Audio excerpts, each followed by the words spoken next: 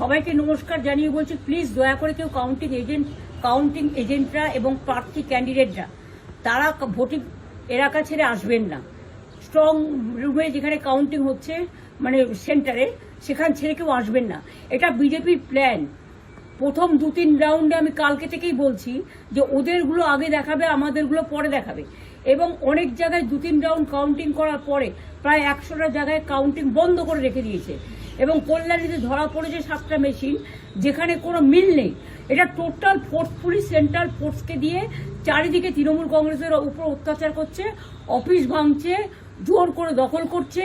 SIR নামে আপনারা দেখেছেন ভোট লুট করেছে যাতে যে সিটগুলো জিততে পারে।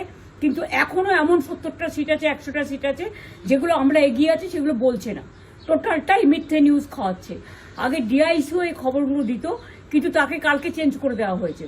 টোটালটাই ইলেকশন কমিশন নিজের ইচ্ছে মতো খেলছে, এবং সাথে কেন্দ্রীয় বাহিনীকে নিয়ে। এবং আমাদের পুলিশরা টোটাল মাথা নত করে কেন্দ্রীয় বাহিনীর আন্ডারে কাজ করছে। সুতরাং আমি আমাদের কাউন্টিং এজেন্টদের, আমাদের সমস্ত পার্টির কর্মীদের বলবো, অত মন খারাপ করার কারণ নেই। আমি বলেছিলাম সূর্যাস্তের পরে আপনারা জিতবেন। 3 রাউন্ড 4 রাউন্ড কাউন্ট হলেও এটা 14 রাউন্ড থেকে 18 রাউন্ড কাউন্ট হয়, তখন আপনারা জিতবেন। Wait and see, watch. আমরা সবাই আপনাদের সাথে আছি, আপনারা কেউ ভয় পাবেন না, নিশ্চিন্তে থাকুন। আমরা বাঘের বাচ্চার মতো লড়াই করে যাব।